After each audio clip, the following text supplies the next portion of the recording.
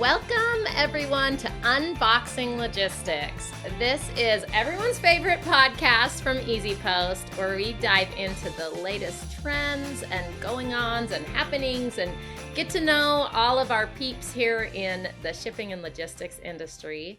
I'm Lori Boyer, and I'm your host, as always, and I am just really thrilled today to introduce our topic and our guest.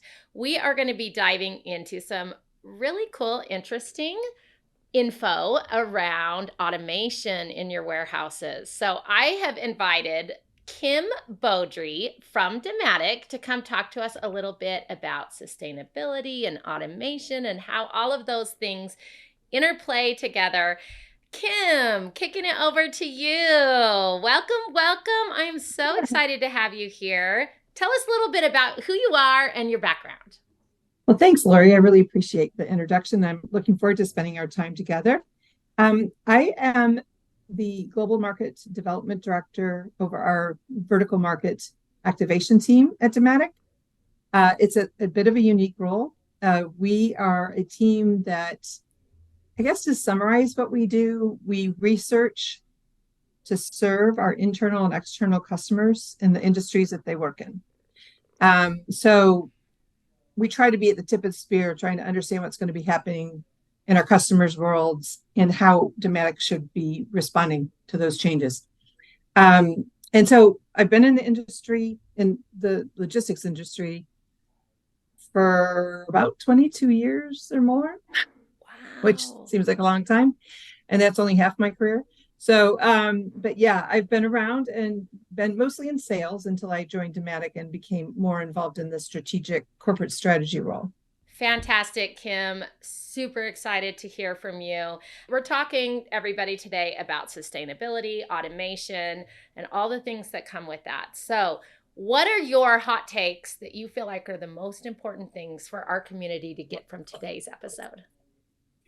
The first, I think, may seem kind of obvious, but I would state that you really need to determine as an organization, a corporation, what is going to be your policy on returns, right? Right. So if I could elaborate a little bit on that topic. So some companies have the benefit of having a store to take returns. Some have a store and a distribution center. And a new thing that's happening that I think is really cool, and especially with what I guess would be labeled as sustainable brands. I would use Nix, for example, Pact. They actually have rules built into their returns logistics that say, I think it's probably at a dollar value. If it's at a certain dollar value, you want to return this to me. We say they'll give me credit. And then they'll say, but just keep the item and donate it to a worthy cause or whatever. And I love that policy because actually, when you think about the cost of handling returns, it's enormous. So if you're going to just get the stuff back and throw it away, let me make the decision. So I think that's a big thing. And it may seem, like I said, obvious, right? But really give some thought to what your long-term corporate policy will be on returns and how that you want to look like that. I love that. And I just wanted to say that while you say it seems obvious to have a returns policy, I recently was doing a webinar all around returns. And one of our poll questions was, how many of you have a solid returns policy? And it was about 50%. So, I mean, I think you're on there. I was like, what? How do you know? And anyway, those things can be in flux. Well, it's great point. I think that we get caught up in our day-to-day business. And like you were saying, like this is not something that we often sit down and think about. We're just keep moving, right? So that would be my first thing. The second thing really would be, remember the importance of software and analytics in not only managing returns, but also in the role it can play in the overall supply chain and inside your distribution center. So we often think about, when we say automation, we're thinking equipment, but the software drives a lot of efficiencies and actually does a lot to help us with returns, with managing our truck fleets or our yard and all of that kind of thing. So I think the importance of software needs to be the second thing. And then thirdly, if you are going to, and many companies now are making sustainability a core competency or part of their mission. And so remember that sustainability isn't just addressing, carbon emissions, but it's also addressing how we treat our people. and what can I do to help their lives and their jobs be better. And we can talk more about how automation fits into that. But just in general, it's a big part of, the ESG tracking and what you're looking to do with a sustainability policy. Okay. I am so excited to talk about that. That is such an interesting take. And so I can't wait to dive into all of these. This is going to be a really great time. But before we do, our community really, I feel like we're all out here fighting the same battle. We're soldiers together, but we don't always get to know each other very well. So Yeah. I want to learn a little bit more about Kim. Okay. So I have just a couple of questions for you. The first one that I've been really curious about, tell us what you were like as a teenager through high school. I know. Were you the band nerd? Did you homeschool? Were you the rebel? Tell us a Wow. little bit about who you were. Is it? Yeah. Isn't it funny? My brain can go back to that period of time like I just happened. So I was a weird combination of things, I think. I was a um, graduated eighth in my class. So kind of you would say I'm a book nerd, but then I, I got in some trouble every once in a while, that teenagers do, not a lot. Actually was in cheerleading and student council. Um, so Now tell me, were there only 9 students in your graduating class, or is 8 a big no, number? no, yeah, true, right? Up here it might be your whole class in the It could have schools around been, where I live. right. Yeah, no, we had about 320 people, I think, in Great. my graduating class. So So, you were just like the successful, do it all, you know, do your grades, also extracurriculars. That sounds well, fantastic. that's kind of like the way, I always tell people my dad really thought that I was going to be a boy. Oh. And so he pretty much raised me like you know, so I mowed lawns and I did, like I said, it is not a neat package that you put in your head. I did all the stuff that a boy would do too. So it was, yeah, interesting. But he also That's expected me to, rise to the top. So, that's amazing. Okay, so my other question is, if you were to win the lottery today, what would your life now look like? Are you working? Are you traveling? What mm. are you going to do? Oh, that's a lovely question, man. Wouldn't that be fun to have it actually happen? Amazing. Because my brain went right to Amazing. like things I would do. I would probably work to the extent that it would be more from maybe nonprofits, and doing some things that are meaningful to me. I would definitely travel. I love to travel. And I would be setting up things that could create generational wealth for my children. And believe it or not, I have a granddaughter now. So, yeah. Yeah. That's incredible. I feel like we could be best friends because If you didn't live so far away, yeah. I know completely. I would love that same kind of life. The nonprofits, even though what we love, and I think that ties into some ways like helping others, is Yeah. the fact that we're here to kind of figure out what's going on in the industry and help businesses be able to succeed the best they can. I Yeah. love that kind of giving back kind of aspect. So that's Yeah. fantastic. Okay. Sometime when I am in your quaint Michigan locale, we are gonna get together, and meet at some cute little coffee shop or something. Oh, it would be lovely. It You would would be love it so. here. If you Oh, live in, you love it here. Yeah. okay, awesome. All right, well, let's get into the topic of today. First, I want to learn a little bit about Dematic. Why don't you Yeah. tell us who Dematic is? I'm sure some of our community knows, but not everybody does. So tell us a Mhm. little bit about you. Mhm. We are one of the world's largest material handling and automation companies, which includes software.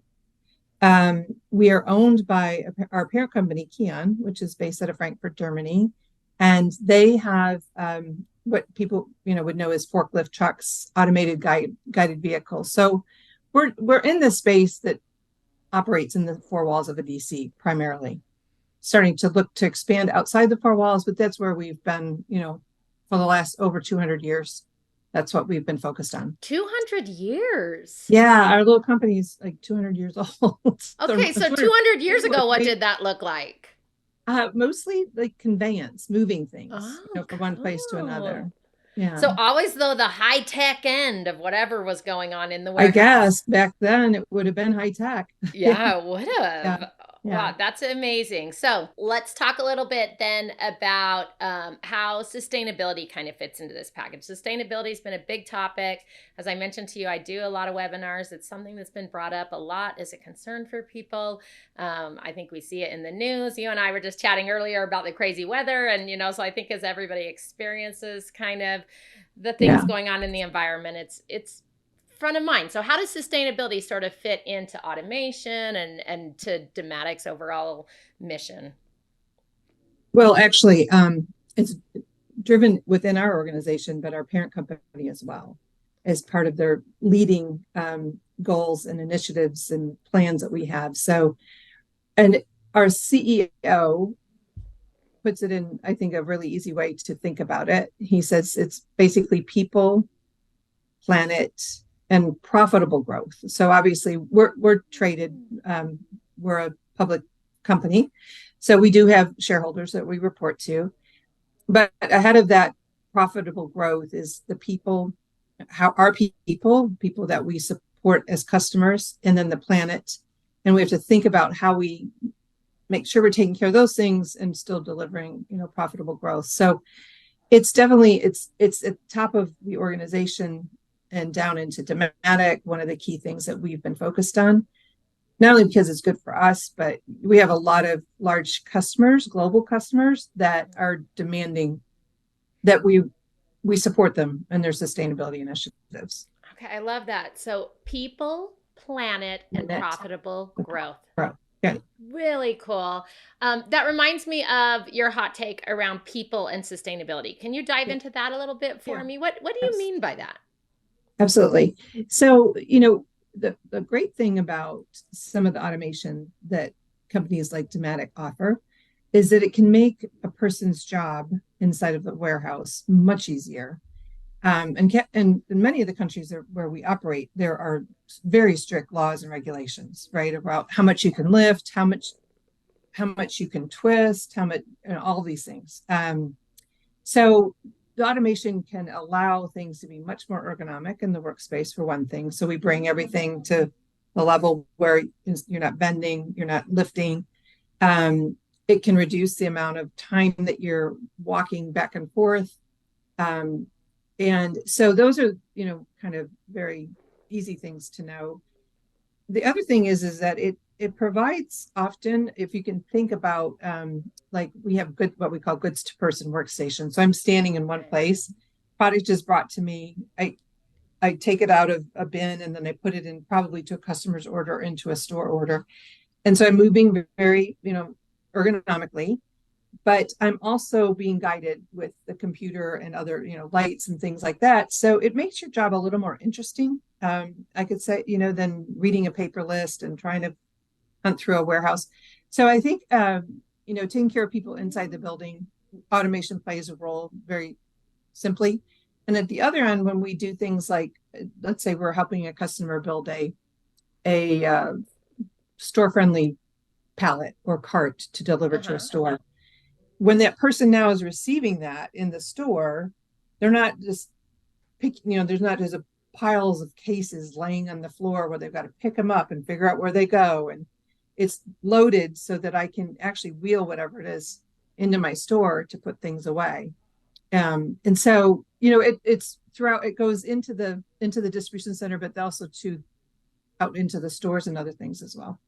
That's really cool. So just like in a way that sustainability and, having environmentally sound practices helps our planet, you're saying in a way like we need to protect the people and their bodies and all Yeah. of that in a similar fashion. Absolutely. And, we have an aging workforce. I mean, that's not probably news to anybody. Mm-hmm. Many of our customers are struggling to find labor Yes. and to retain labor. So we have to think about how we're treating them so that we can retain them and we can attract them. So yeah, I think that the automation definitely now we have, things where we've got the mobile robots moving around in conjunction with the people. And so safety is a consideration, obviously, but again, they're there to aid a human in doing work that used to be physically stressful, possibly mundane. And so, yeah, that's how I think it fits.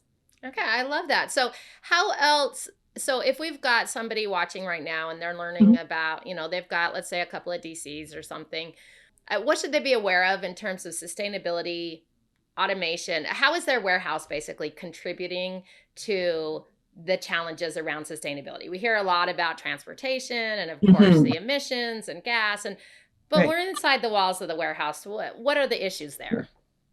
Well, I think there's a lot of things. There's a ton of things you can do inside the DC to actually help be proactive on the sustainability side of things.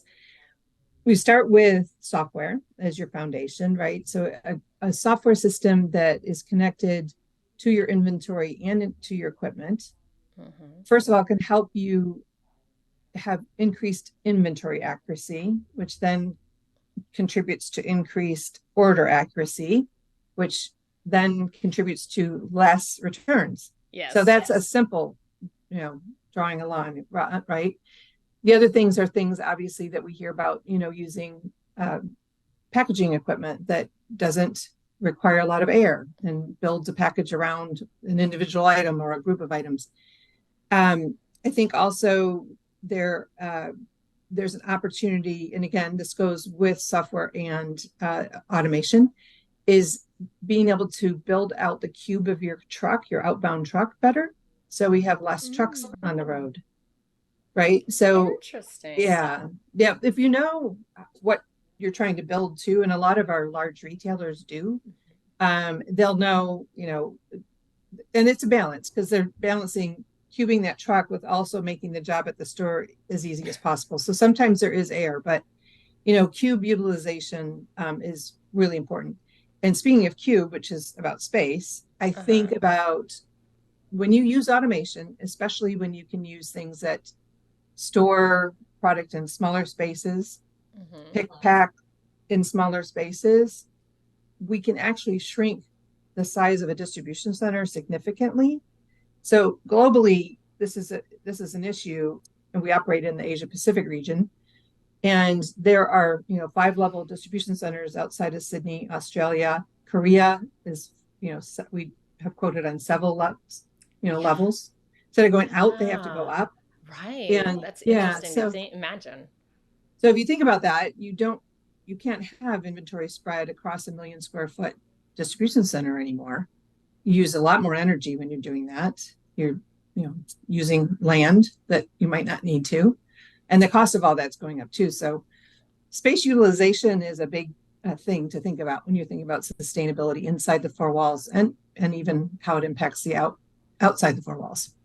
Okay, so the larger your distribution center, you were saying, the more energy you're using. Is that just if it's spread out? Like if you go up, are you not still using energy, or how does that work? You are, but if you think about, I've walked into distribution centers where I will look at all of the racking and everything is Mm-hmm. halfway up the height of the building, right? Okay. The rest is open air, and Ah, that's a lot of yeah. energy to either cool, heat, or just maintain the temperature. So when you are vertical, you actually can, and if you do use the vertical space of your building, you're actually more energy efficient. We don't have to have lights on inside of, for instance, an automated storage and retrieval system. They can be dark. Mm. And so the space that we're lighting is where the person is working. And during, the night, all that's dark. But yeah, Okay, so everybody who's watching, go look in your warehouse. Are you using all of your vertical space? Have you got a oh, lot of empty space up there? I'm sure if you do, you're not alone. So don't worry. But that right. does mean that, you're probably using up more energy than you need to be. That's a great sign there. So we talked about returns. So inventory management, returns. I mean, returns is kind of the bane of a lot of our existences. And returns is a huge issue when it comes to sustainability. Can you explain why returns are such a problem in sustainability? I mean, it's pretty clear, but Yeah. can you dive into that for us? Yeah, I think that there's a couple industries that have a real black eye. with regards to this. So apparel is probably the leading Yep. because we see regularly in the news, islands of apparel showing up on the shores of some other country, right? And then anything e-commerce gets a black eye. So it returns is the bane because there's just no easy way to do it. There isn't. I'm not going to tell anybody today we have the silver bullet for handling returns because we don't. And again, that's why making your decision, a corporate decision around how do you want to manage them is super important. I've seen, obviously our large retailers that have brick and mortar, they have a wonderful way of handling a return. I can take your online order back into my store. Then they still have this. I got to look at it. Is it used? If it's used, is it broken? And all those other rules that we got to look at. But if it is resellable, then I can put it in stock and I don't, then I'm not shipping it somewhere and shipping it back somewhere, so Yeah. they have a great benefit in having that space. As far as e-commerce companies, you just have to make that decision up front. Is it worth it taking it back?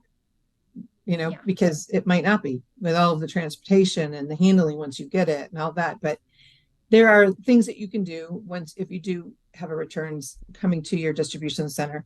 And again, I start with software as being foundational because every industry, and even in an industry with each customer, will have different rules about what they want a person that's doing receipts of returns to do. So do I need to inspect it? If I check, yes, it needs to be inspected. Do I need to repair it? Do I need to, any of those things? And then after all that's done, because that's all manual, there's nobody automating that now. The software can walk you through the steps and even let you record what you've decided. So you're tracking what you're doing, but it's not automated. Maybe one day we're going to have a robot that can do that. But for the moment, it's, humans.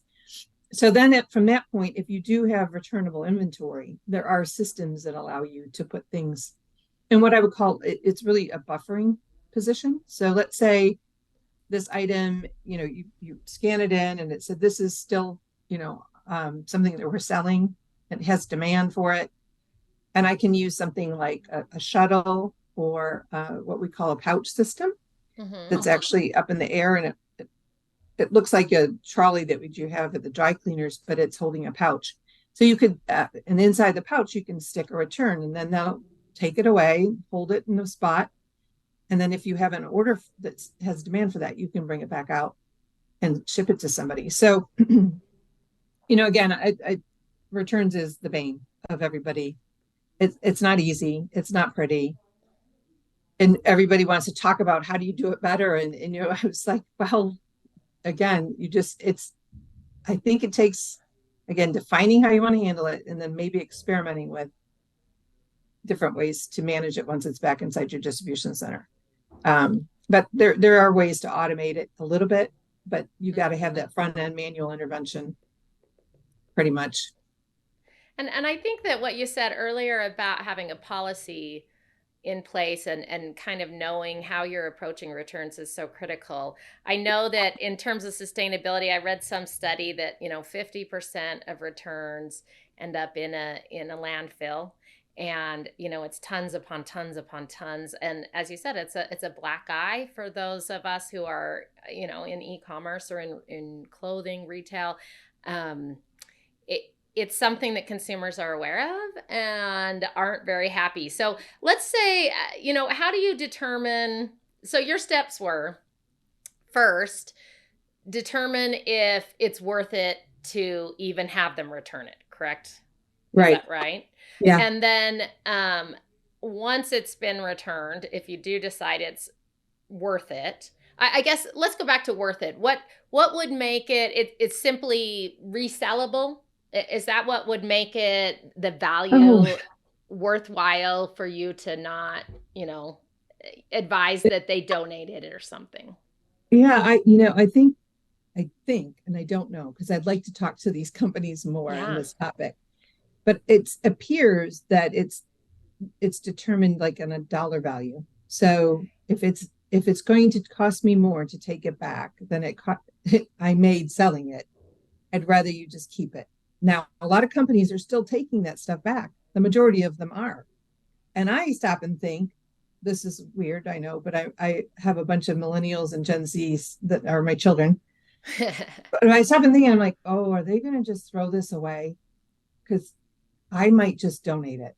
And now I'm taking a hit, but it's usually not a large one. It might be $15, right?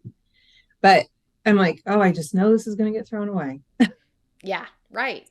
Another thing that's I think super interesting is we're starting to service customers in the resale part of clothing, which is just exploding, resale and rental. It's the resale industry is growing in the triple digits in this country. And so imagine everything they handle is actually a return. So Yeah.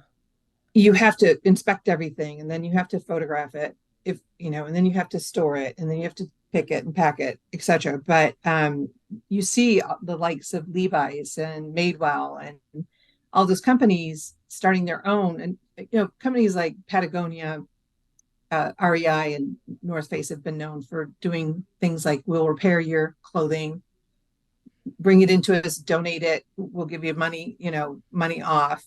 So they've been very forefront of that. But this resale, my girls buy off resale platforms all the time, and it's just growing. And so we have equipment that manages those kinds of things, garment and hanger, and again that pouch item that we talked about.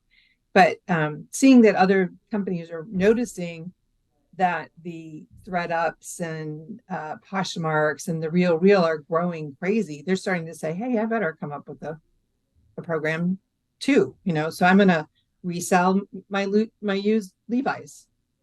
That's a thing. So yeah, I think there's a lot of exciting, interesting, creative things coming out from the companies out there. I love that. And I feel like as a company, it's a great opportunity for them to also ask their own customers for ideas and for it's, Right. as we're in this sort of innovative period where people are figuring out what do we do with all this extra stuff? How do we eliminate waste? I've been interested. So you were mentioning packing materials and whatnot. Is there any impact when you're using environmentally friendly or recyclable, or is there anything we need to know about the actual materials in the warehouse with automation? Is there any conflict there? Is there anything that our users should be aware of? Well, on the receipt side, if and we have this issue, anybody has this issue, if you're getting boxes, and I'll pick on China a little bit, but a lot of the times they'll package big boxes full of items in really cartons that are not made well. And so it will cause problems on your conveyance systems and in your storage systems, etc. So, I know there's probably a lot of companies out there that are already pushing back on their suppliers to provide something that can be used inside the DC. Then when you're going on the outbound, so once we get it inside of the building and it's in some kind of a container that is transportable, movable, etc. When it's leaving the building, the only thing, and I know the companies that are using it, there's companies that are coming out with this packaging specifically that is either recyclable or reduces the air, and I'm not shipping boxes full of I'm going to hold up my mouse, I don't know if we can, but a huge box, hold this little thing, right? So the companies that are making the packaging are actually they're already doing the testing of whether or not that stuff's going to sort at like a UPS center or the United States Postal Service center. There's another weird thing that I do when I'm packing something up and dropping it off at USPS or UPS, and I'm like, I think this bag is going to go through the sort center okay, but let's tape up this edge a little bit better because I'm afraid it's going to get stuck. But this because my kids are always like, my gosh, Mom, you're so weird. You're like their dream customer coming in because you've already packed it well for them. Right. With regards to that, there's not a lot you can do unless it's pushing back on the people you're getting product from to provide a better constructed carton, because then it can move through your distribution center without any issues. It doesn't have to be put into something else. So I was going to mention too on the we were talking about topics of, the resale companies that are out there. Hmm. This is the newest thing, and I was so intrigued. I just learned about it this week. One of the gentlemen on my team shared it with me, but there are companies out there now that are actually capturing carbon in the air, and I'm still researching it, so it's kind of blowing my mind. Okay. But they capture the carbon and then they are able to put it in limestone slabs, and then I know, right? And then they store it, and then after a period of time they clean the limestone and they reuse the limestone. So I don't know all about where that carbon goes, but interestingly enough, we're actually quoting a system that would hold those limestone slabs. I mean, that just really sounds amazing to me. So, It blows my mind. I was speaking with someone recently from DHL, and they were talking about algae jet fuel. And, I'm just like, what is happening? Everyone is so smart. Like, how are we getting these cool new, you yeah. know, awesome inventions? So, okay, I want to talk a little bit when we're talking sustainability in terms of the warehouse itself. Mhm. What are maybe some of the concerns? Let's talk about challenges in implementing sustainability initiatives, especially, Kim, around cost. So I think the biggest question I hear is or the biggest statement I hear is, I want to be sustainable. I want to do the right thing for the environment. I know my customers want it, but it's expensive. How can we address the challenges of cost when it comes to sustainability inside the warehouse? Well, initially it could be expensive, but I like to think about the total cost of ownership more, like over time. If you are doing things to reduce energy, to reduce land consumption, and again, that's involves a greenfield. So if you're talking about a brownfield situation, you got to work with what you have. But even there, I've worked with customers where they said, okay, if you can figure out how to take this inventory that I have in racks, taking up, lots of square footage, and handle it inside of this automated storage and retrieval system, then I can avoid adding onto the building or buying a new building or leasing a new building. Mm. So even in a brownfield, when you think you can't do anything, you can, if you there are opportunities. And so yes, upfront, the CapEx spend, yep, you have to come out of pocket for it. But long term, and again, this customer was awesome because we were able to have a conversation about, again, that total cost of ownership. Now, if I had decided I had to go lease a new space, what would that look like? I'd have to have a whole nother staff, right? I'd have to have Mm-hmm. all this other thing. So it's a gut reaction to go, oh my gosh, this is just going to cost me a lot of money, and I, don't see the benefit of it. But you really have to look over the long term, and especially when you're, like if it benefits your people long term, you're going to have potentially a more stable workforce. You can avoid getting more space. That's amazing. If you can cube your trucks, then you have less trucks on the road, less expenses that way, right? As well, because that all costs money. So I think that's kind of the way you need to flip the conversation. I love that. And I think that it brings up a good point that maybe when you're about to make changes, when you need to get new trucks, when you are considering expanding to a new DC, those are times I think that are golden opportunities to see how you can offset your costs and still be improving your sustainability options. You just need to explore with the companies that are out there to see what options there are. Yep, Um, absolutely. what about regulations and environmental regulations? Do you have any recommendations for companies to, this is another big topic beyond cost, is how do I make sure I'm meeting regulations? How do I know what regulations might be coming if I'm international? Do you have any advice for people dealing with regulations? Yeah, I wish I was a better expert on that. What I do know is that what we see in Europe, like almost every request for quotation that we receive over there, we are required to provide issues around sustainability. So our sourcing, where are we sourcing product from? What is our energy consumption, etc. So That is government regulated over there. So when I see that happening there, America doesn't like a lot of regulation. We tend to fight that. But if we could learn from European led companies, it could actually help us either get ahead of what might be coming down the road with regards to regulation, or just really actually benefit ourselves by, doing a lot of things that they do. Again, it's written into law. Germany is one of probably the strictest countries about a lot of things. And so, they have regulations, pretty strict ones around ergonomics. Again, you could kind of research what some companies over there are doing, leading companies in retail that are really kind of trying to do the right thing, and actually are being forced to, in many cases, by their government. Yeah.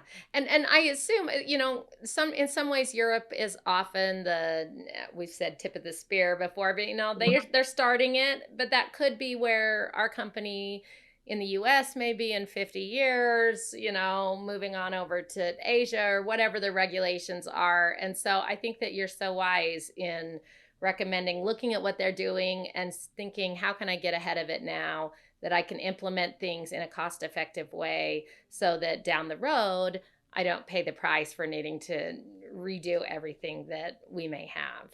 Tell us a little bit more about how software plays into the importance of sustainability as well as just the overall automation of your warehouse. Yeah. So good software creates efficiencies for one thing in operations. So when you have the inventory tied to where it needs to be and where it needs to go, so it's like a WMS with a WES, you get more efficient operations. So then you're spending less time, which means less energy. You should be able to take up less space.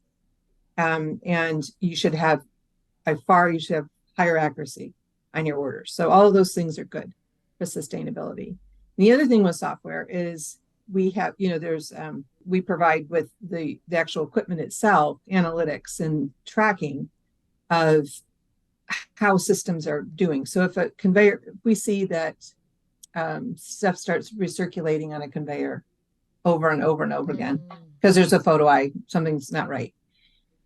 So we send an alarm and, people do something about it, but if we're tracking that, we're becoming predictive as well. So we're saying, okay, this certain time we're seeing this happen. So we would like you to, change out a roller, photo eye, or whatever it might be, so that things don't get stopped again. That all helps with efficiency too, right? So if you've got your equipment running when it should be and not failing, and you know how to prevent it from happening, then you also increase. It seems so like minutia, but overall and over time, it definitely adds up. It adds up to a huge amount of waste. And it's something that I think that we don't always think about, that inefficiency leads to poor sustainability. Yeah. Which is not something I think that we think, oh, inefficiency leads to poor profitability. Yeah. Which it does as well.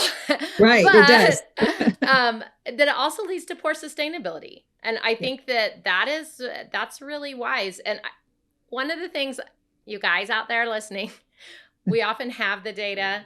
We don't always make changes or listen to the data. So that is something that I think is a big takeaway for us today. Make sure that you're taking advantage of the data. Everyone from the smallest company to the largest corporation out there, you all have a ton of data at your fingertips. Please make sure that you're using it effectively. So, Kim, we're out of time, but I just wanted to say I have loved learning from you today. I thought your 3 key takeaways were so great. So, everyone, again, to recap, number 1, Kim, correct me if I get wrong here. Number 1, please make sure you have a returns policy that makes sense for your organization, and think about sustainability when it comes to that returns policy. Think about how you're going to share that info. How can you donate things? I love the idea of reselling.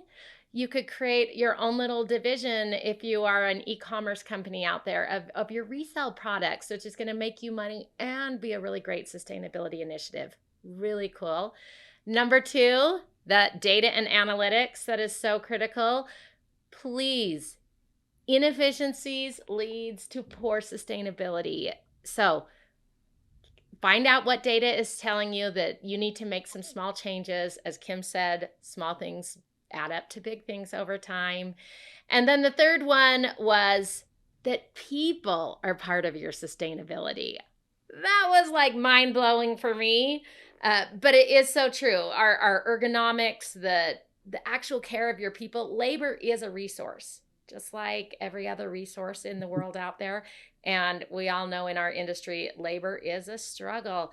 So protect your labor. Did I get it right, Kim? Yes, you did. Awesome. Okay. That was perfect. Those were really insightful takeaways for our audience today. So thank you again so much for being here. I am so excited to watch you and your journey and Dematic and all the cool things that you've done. And I just want to thank you so much for being here. Well, thank you, Lori. It was a pleasure. All right. And we'll see everybody next time.